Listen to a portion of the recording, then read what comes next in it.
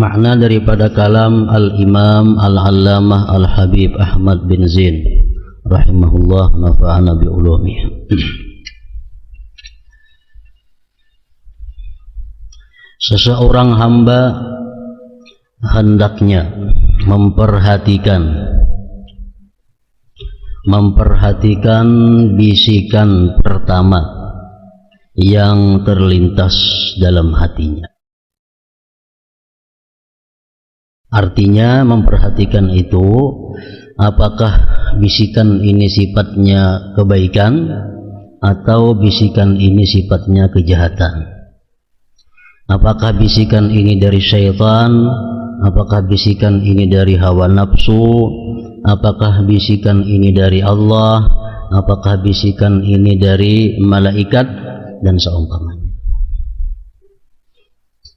Pada minggu dahulu disebutkan oleh beliau, hanya orang-orang yang telah benar-benar menguasai ilmu hakikah yang dapat membedakan mana bisikan nafsu dan mana bisikan syaitan,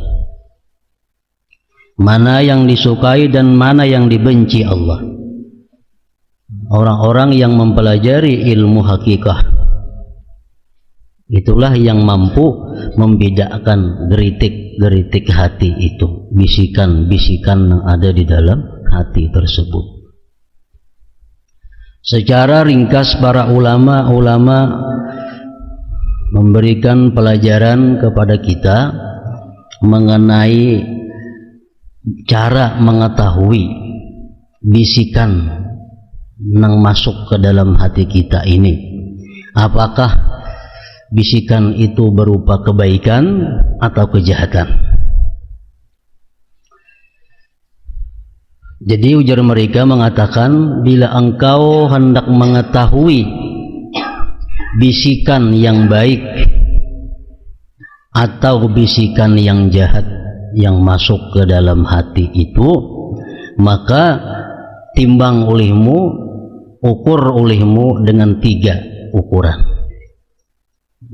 Salah satu di antara 3 ini.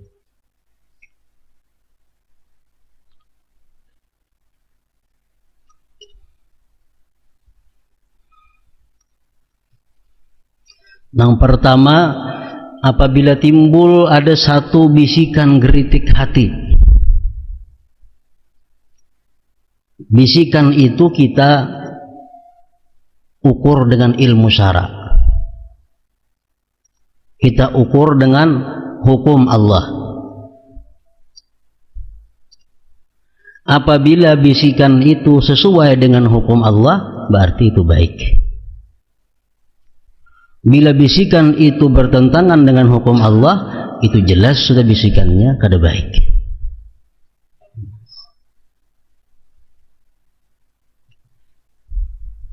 Umpamanya kita kada tahu hukum Allah, baikkah ini, kadakah?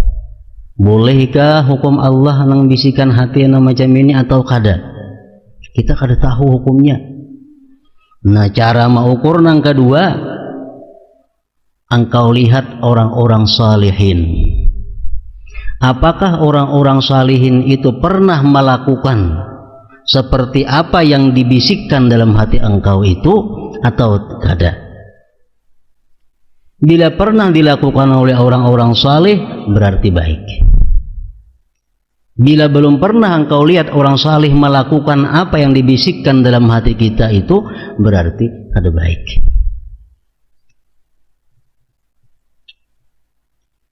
Yang ketiga, kita kada tahu juga orang saleh apakah suahkah menggawi itu, suahkah makan itu, suahkah memakai itu, kita kada tahu. Jadi kada kau mau ukur dengan ukuran orang-orang saleh. Nah, ukuran yang ketiga, kita takuni lawan nafsu kita. Takuni nafsu. Bila nafsu kita ketuju, berarti kada baik. Bila nafsu kita kada ketuju, berarti baik. Itu salah satu cara untuk mengetahui geritik hati, bisikan hati kita ini apakah baik atau kada.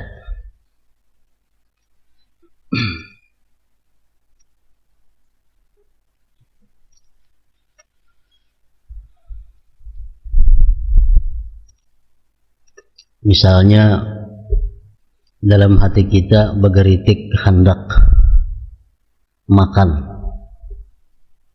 apa? Makan haliling.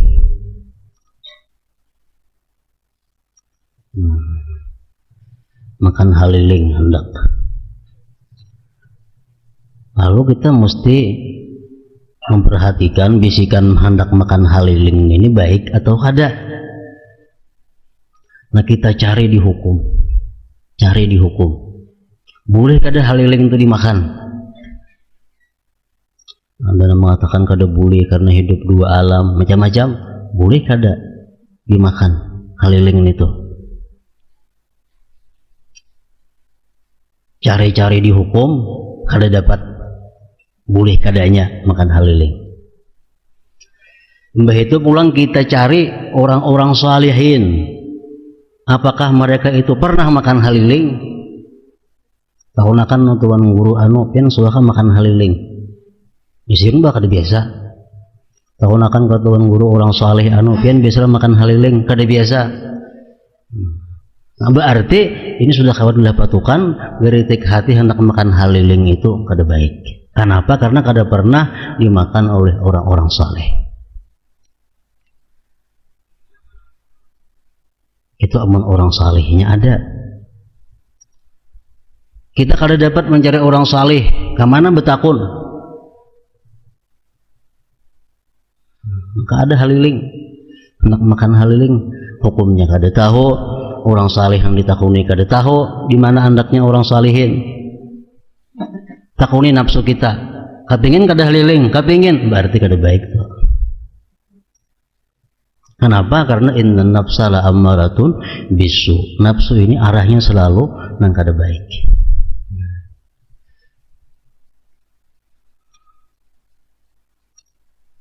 Itu berlaku pakaian, minuman, makanan, pekerjaan.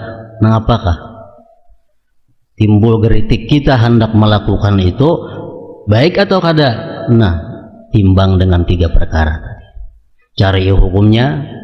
Kalau kada dapat mencari hukumnya, cari orang saleh. Kada dapat orang saleh, cari nafsu seorang. Cari nafsu.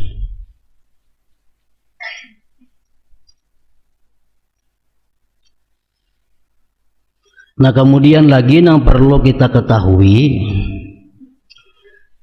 geritik hati tadi apabila sesuai dengan hukum syara itu jelas sudah baik.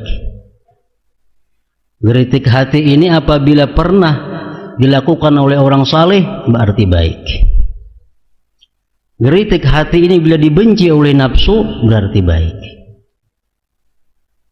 Nah, setiap nang baik itu belum tentu dari Allah. Bisa datangnya nang baik itu dari Allah, bisa nang baik itu datangnya dari syaitan.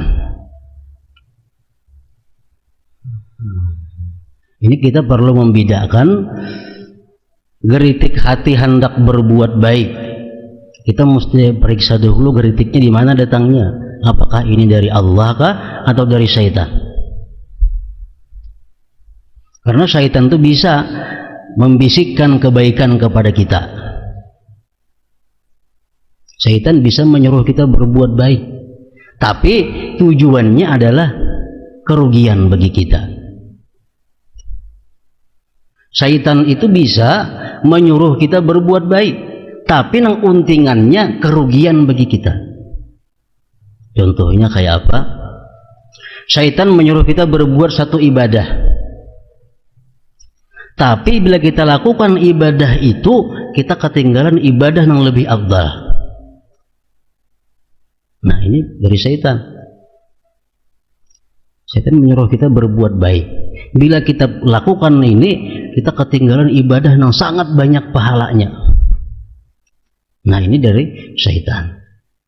Atau syaitan mengajak kita berbuat baik, tapi dia membisiki agar kita ujub, agar kita ria, agar kita kada ikhlas. Nah, itu kebaikan tapi bisikan daripada syaitan. Nah, jadi kita wajib mengetahui, ujar Imam Ghazali, wajib setiap orang yang hendak berjalan di jalan Allah mengetahui bisikan kebaikan itu apakah datangnya ini daripada Allah atau datangnya daripada syaitan.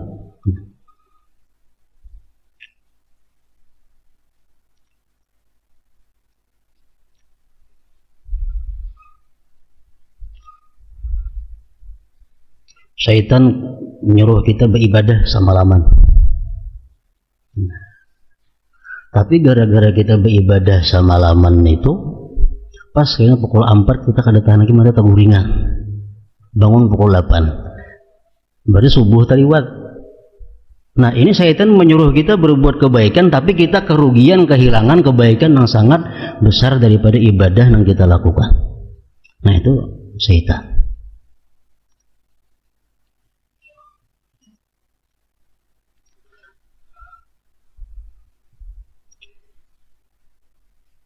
Cara mengetahui kebaikan-kebaikan, bisikan-bisikan berbuat baik nang datangnya dari Allah itu biasanya sesudah kita melakukan taat, sesudah melakukan ibadah, tuntung sembahyang, tuntung baca Quran, tuntung baca salawat, tuntung menuntut ilmu, ada bisikan yang baik timbul di hati kita. Nah, itu biasa dari Allah. Kenapa? Sebagai hadiah dari Allah bagi orang yang sudah berbuat taat kepadanya, diberinya hadiah bisikan kebaikan. Nah, bila macam itu gawi.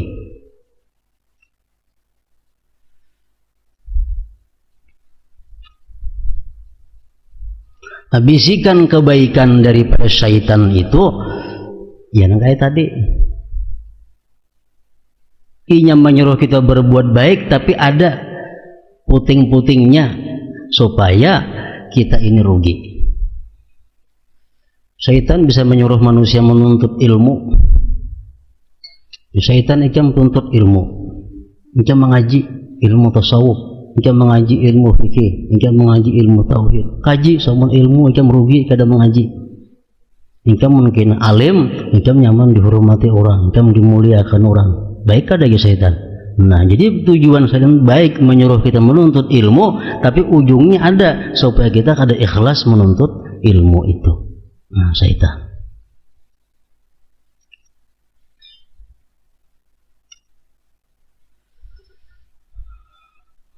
Nah, kebaikan-kebaikan bisikan hati yang sifatnya baik itu bisa datangnya daripada Allah.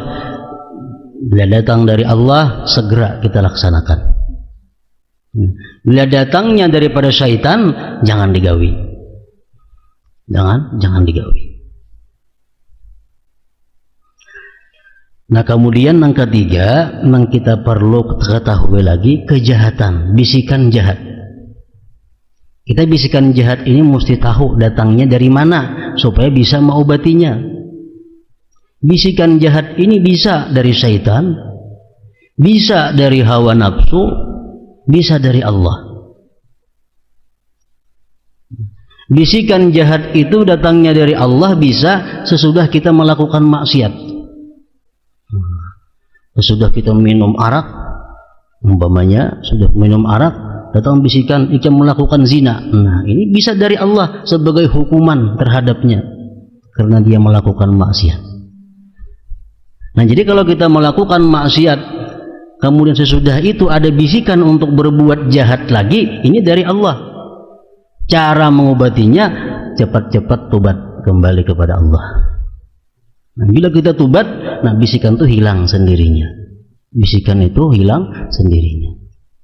Nah, itu dari Allah. Yang kedua, bisa bisikan jahat itu dari nafsu.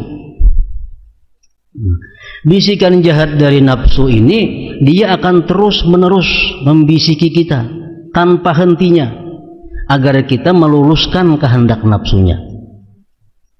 Dan bisikan jahat dari nafsu ini kada mau beralih-alih, sebuting ditujunya.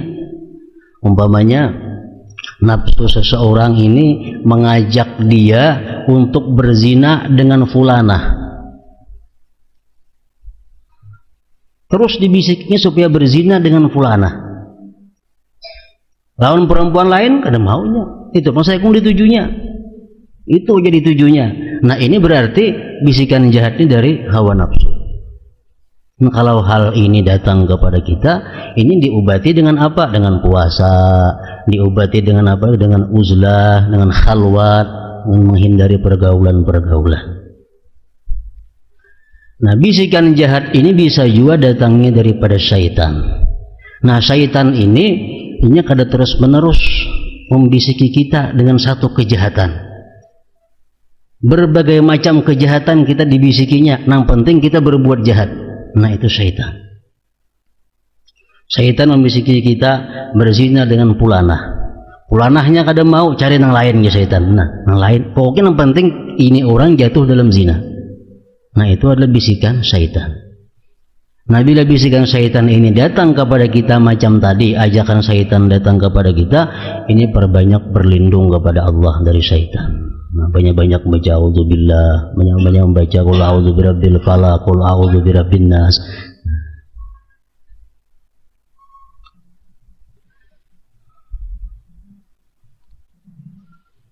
Seorang hamba hendaknya memperhatikan bisikan pertama yang terlintas dalam hatinya. Jika bisikan itu buruk, bisikan berupa maksiat, maka hendaknya segera ia tinggalkan. Sebab jika dibiarkan, bisikan itu akan menjadi sebuah keinginan yang kemudian berubah menjadi gairah, semangat dan tekad.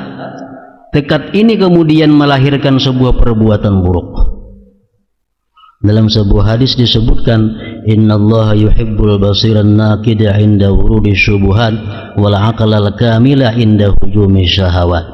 Sesungguhnya Allah mencintai seseorang yang memiliki pengamatan yang teliti saat timbul hal-hal yang meragukan. Allah suka kepada seorang hamba yang mempunyai pengamatan yang teliti ketika timbul hal-hal yang meragukan, baik atau kada. Nah, ditelitinya, kayak apa hukumnya, orang saleh pernahkah melakukannya, nafsuku apakah senang atau kada. Nah, Allah suka orang yang demikian. Dan menyukai Tuhan orang yang mempunyai akal yang sempurna pada saat keinginan-keinginan nafsunya bergejolak.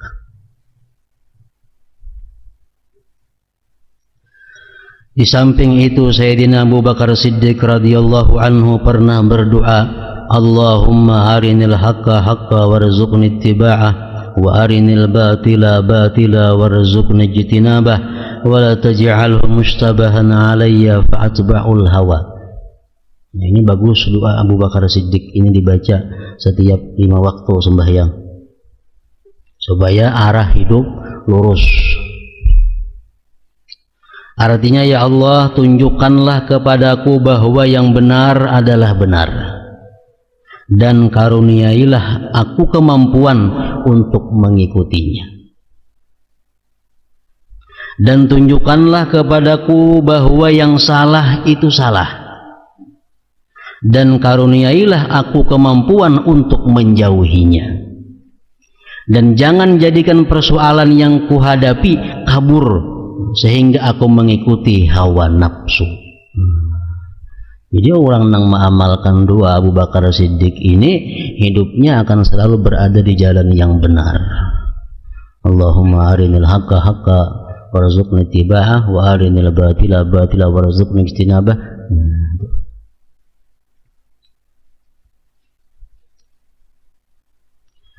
Sayyidina Ali Al-Murtadha radhiyallahu anhu berkata, kemampuan untuk menahan diri ketika timbul keraguan merupakan salah satu jenis taufik Allah Subhanahu wa taala.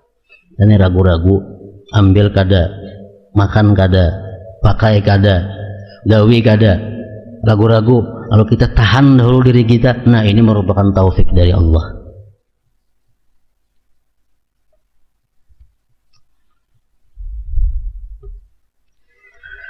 Macam-macam murakabah. Murakabah seseorang dalam beramal saleh yang telah ditetapkan oleh syariah sesuai dengan kemampuannya untuk menetapkan niat, kekuatan akal, dan usahanya untuk menjaga adab. Ini murakabah kita dalam hal melakukan amal-amal yang disunnatkan, yang dituntut oleh agama. Sembahyang, bayar zakat, membaca Quran, baca salawat, berzikir, ini adalah amal-amal salih. Nang bila mana kita murakabah waktu beribadah itu, nah kita akan menetapkan niat yang baik dan beradab dalam melakukannya.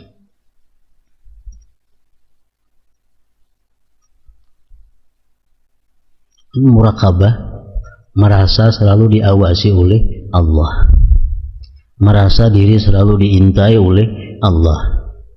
Jadi bila mana kita melakukan satu ibadah, nah murakabah kita itu menuntut kita untuk membaguskan niat. Murakabah kita menuntut untuk beradab dalam beribadah itu. Kenapa? Karena ibadah kita ini akan diawasi, diintai, dilihat oleh Allah Subhanahu wa ta'ala.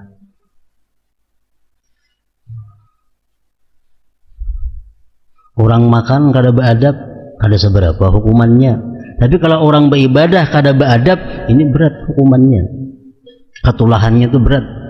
Orang pakai selawat, kuciak-kuciak kada kakaruan, itu dihukum oleh Allah. Hukumannya apa? Kegelapan hati, kekerasan hati. Pakai selawat sambil bergaya, pakai selawat sambil kuciak-kuciak kada kakaruan, ini dihukum oleh Allah. Keras hati, tumpul pahamnya, buta hatinya, kada masuk dinasihati, itu hukumannya orang-orang yang kada beradab dalam melakukan ibadah. Kalau kada beradab makan nggak ada jadi masalah, kada beradab mandi, karena itu hal-hal yang mubah. Tapi kalau hal ibadah ini ditentukan adab supaya ibadah itu diterima oleh Allah dan memberikan manfaat kepada orang yang melakukannya. Makanya ada semua ulama-ulama mengarang kitab adab sembahyang macam apa, adabnya zikir macam apa, adabnya membaca salawat macam apa, adabnya membaca Quran macam apa. Supaya apa? Supaya jangan sampai kita beribadah ternyata ibadah yang kita gawi itu mendatangkan kutukan kepada diri yang menggawi itu. Kita beribadahnya sama lawan menyurungi raja makanan. Raja nyuruh kita nyurungi makanan, kita surungi makanan. Tapi kalau kita menjalankan perintah ini kada beradab, nah itu bisa dihukum raja. Walaupun kita menjalankan perintah, walaupun kita membaca salawat, tapi kada beradab.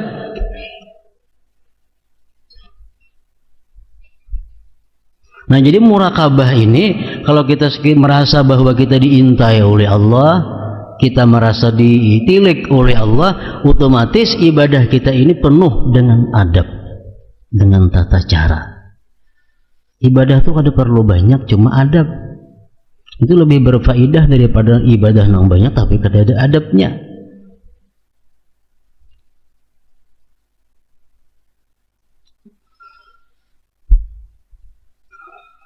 Oleh ulama disebutkan, misalnya kita ambil contoh zikir. Zikir biasa la ilaha illallah atau salawat. Ini ada perlu adab. Dengan adab ini amal yang kita gawi itu bisa berganda-ganda sampai 700 ganda. Dengan adab. Adab ini macam-macam pulang. Ada adab yang mesti dilakukan, ada adab yang lebih baik dilakukan. Macam berzikir. Berzikir itu Allah menyebutkan di dalam Al-Quran, alladzina yazkuruna Allah qiyaman wa qu'udan wa 'ala junubihim. Allah memuji orang-orang yang berzikir sambil berjalan, berzikir berduduk, berzikir berabah, itu dipuji oleh Allah. Tapi di waktu-waktu tertentu kita ada punya satu tugas berzikir kepada Allah dengan adab yang paling disukai oleh Allah Subhanahu wa ta'ala. Kita sambil berjalan, sambil berzikir, Allah suka daripada ada berzikir. Duduk, barabah, berzikir, baik. Tapi hendaknya kita ada mempunyai satu zikir, satu salawat yang bisa menerangkan hati untuk menerima ma'rifat kepada Allah Subhanahu wa ta'ala.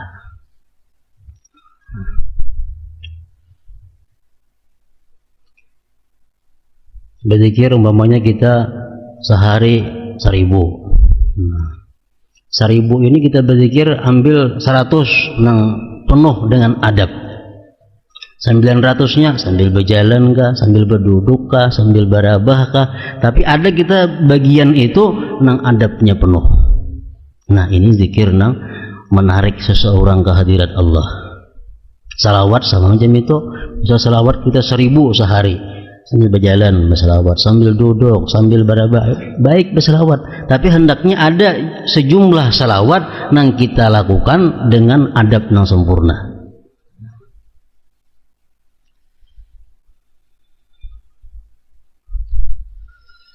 Para ulama tariqah mengatakan adab zikir, adab salawat.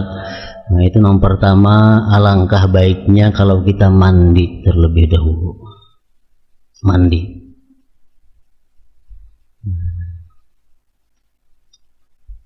Umpamanya kita menyediakan waktu dalam semalaman ini setengah jam untuk zikir dan salawat.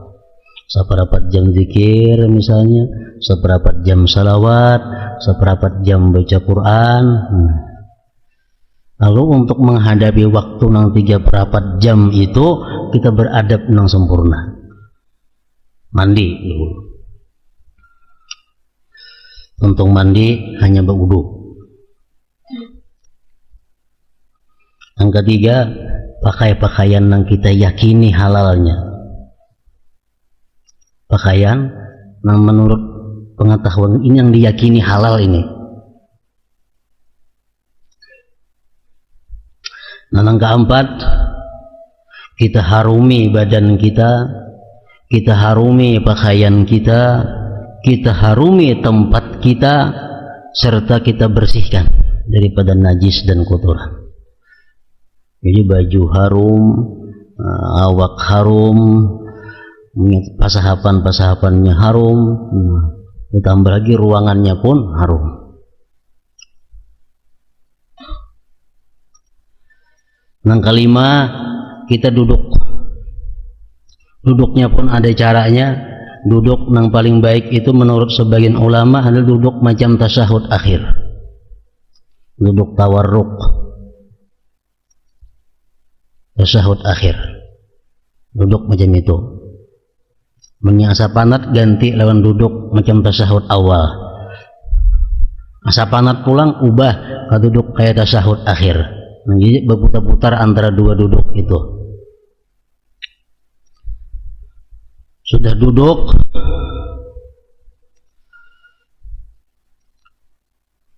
kita menghadap kiblat duduknya. Jelas sudah menghadap kiblat. Hanyar nang ke-7 tobat. Tobat. Membaca tobat di situ. Menyesali dosa-dosa. Untung kita melakukan tobat itu, nah hanyar zikir. Zikirnya kayak apa?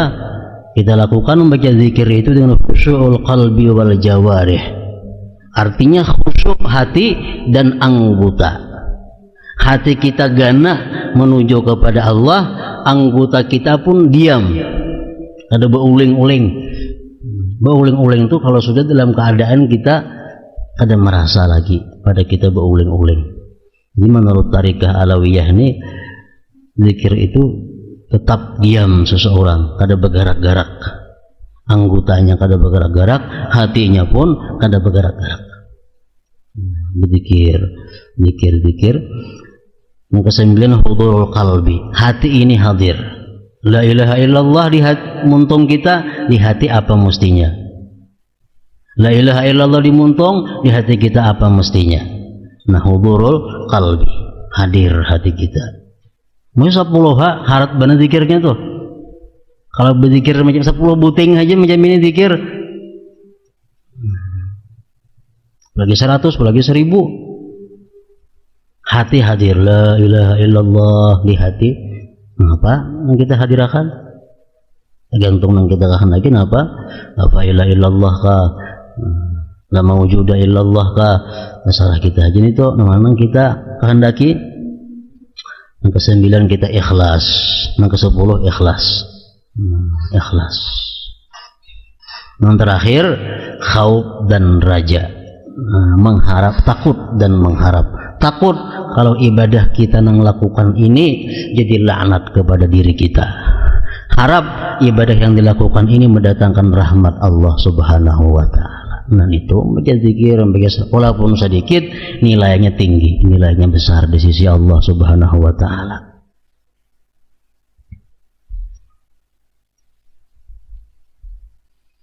Mandi dahulu, berwudu, memakai pakaian yang halal, mengharumi badan, pakaian, tempat, membersihkannya dari najis dan kotoran, duduk tawarruk atau iftirash, duduk tasahud akhir atau tasahud awal, menghadap kiblat, tobat, diam anggota, diam hati, anyar zikir, anyar salawat, umpamanya anak salawat. Ikhlas, takut kepada Allah kalau apa yang digawi ini jadi kutukan terhadap diri seorang. Mengharap kepada Allah apa yang digawi ini jadi rahmat.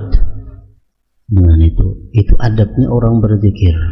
Kita membaca mulut macam itu, ini mulut menerangkan hati, mendatangkan madad pertolongan Allah Subhanahu wa taala. Asal membaca buku maulid kitab dengan adabnya. Orang yang membaca maulid itu kada beradab bisa ketulahan lawan ampun maulid jadinya untuk angkarang auli-auli Allah itu nah.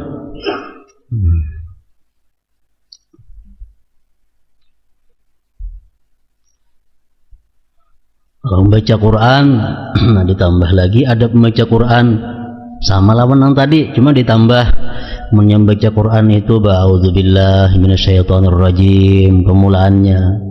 Mengulang-ulang ayat untuk dipikirkan, ayat yang mana kita perlu ulang-ulang untuk dipikirkan, membacanya dengan tartil perlahan, membaca dengan mengusahakan menangis terhadap ayat-ayat yang sifatnya ancaman Allah Subhanahu wa taala. Nah ini adab dalam membaca Quran. Bila kita merasa diri kita diintai oleh Allah, kita ditilik, diawasi oleh Allah dalam beribadah, ibadah kita pasti beradab sudah. Bila kita kadang merasa ibadah ini dilihat oleh Allah, ibadah kita kadang merasa diawasi oleh Allah, memang beribadah kadang karuan tuh. Udah karuan.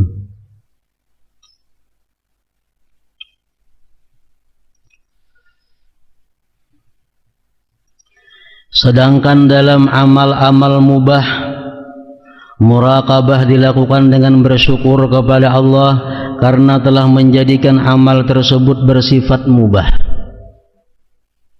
Sikap demikian merupakan wujud iman kepada hukum syariat, sebab hukum syariat ada 5, yaitu wajib, haram, makruh, sunat, dan mubah.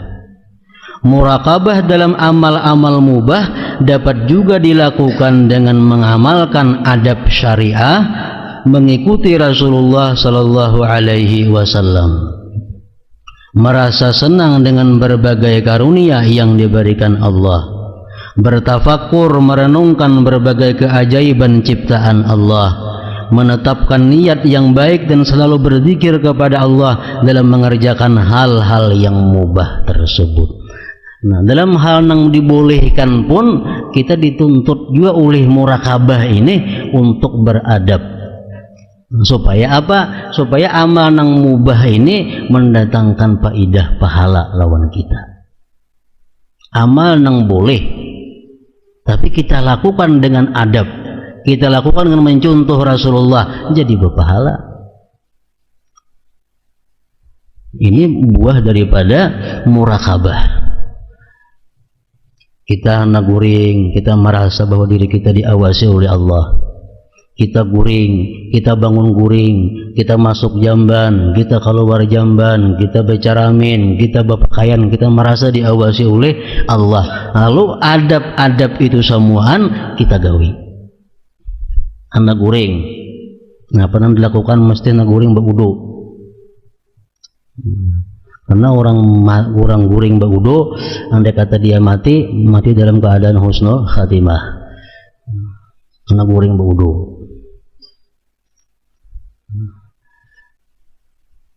Hanya bacaan, mengapa kah dibaca Quran kah, salawat kah, sampai tak guringan.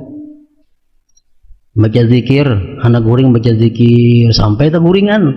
Maka 10 jam minyak guring, 10 jam dihukumkan berzikir. 2 jam minyak guring, 2 jam hukumkan minyak bersalawat. Kalau hendak guring sampai terguring-guring membaca salawat. Jadi adabnya berwudu, guring itu menghadap kiblat. Guring menghadap kiblatnya itu macam orang mati di kuburan toh.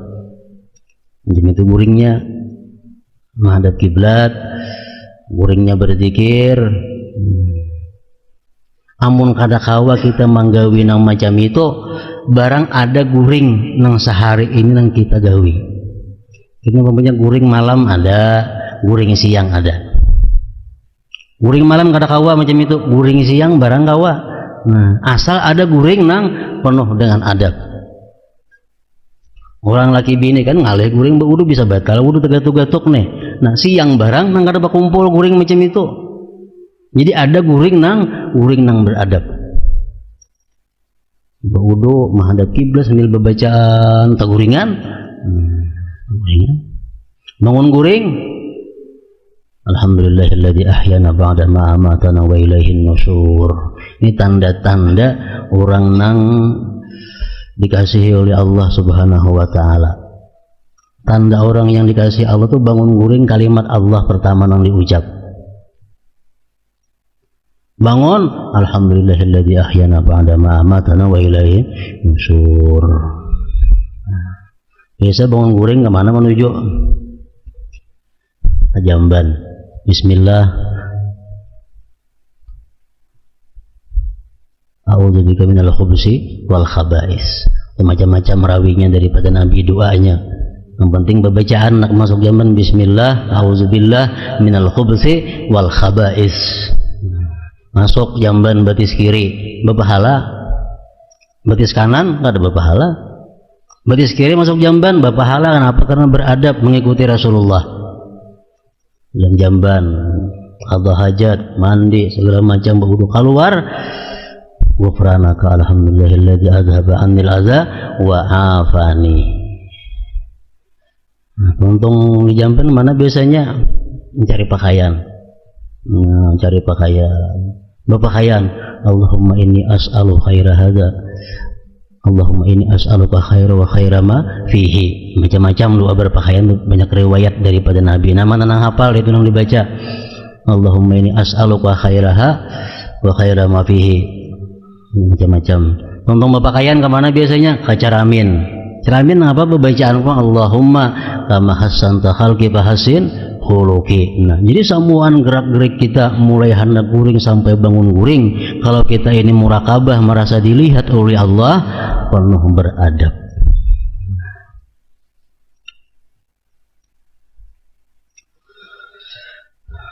Murakabah terhadap maksiat dilakukan dengan menjauhi maksiat tersebut. Jadi dalam ibadah ada murakabah.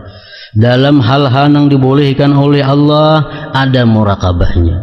Dalam hal maksiat pun ada murakabahnya. Kalau kita berhadapan dengan maksiat, kita merasa diintai oleh Allah, menjauhi maksiat tersebut.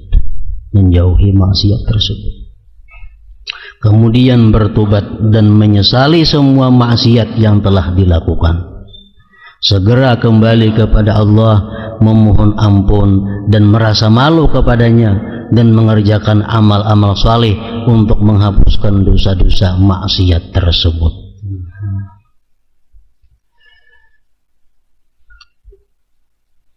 Merubah kebiasaan ini kada kawa kita badadasan. Tapi kalau kita kada dimulai walaupun dengan sekali, itu akhirnya jadi mudah. Misal kada kawa tiap kali masuk jamban bebacaan, barangkali yang pertama tadi bebacaan dulu. Kalau jangan masuk jamban, bulang bulik ke jamban kada terbacai lagi. Nang pertama barang bebacaan. Nah, nang kedua ketiga ayo dulu. Dimulai dengan itu. Salah satu bentuk lain dari muraqabah adalah usaha untuk memperhitungkan diri sendiri. Keterangannya minggu dahulu, muhasabatun nafsi. Ini merupakan hasil dari muraqabah juga, menghitung diri. Diri kita dihitung sesudah kita mengintai. Kita kadang mengintai diri, nggak pernah dihitung. Nah, sesudah kita muraqabah, hanya kita ada muhasabatun nafsi, menghitung diri. Dan mensyaratkan kepada diri untuk tidak mengerjakan maksiat, ngarannya musyaratah. Itu mesti musyaratah dahulu yang pertama.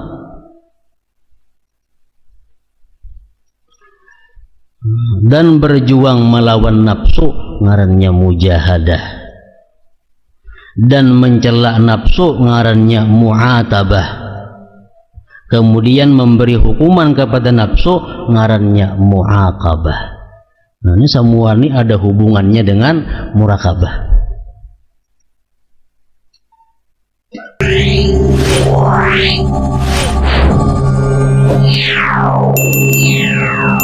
Yeah.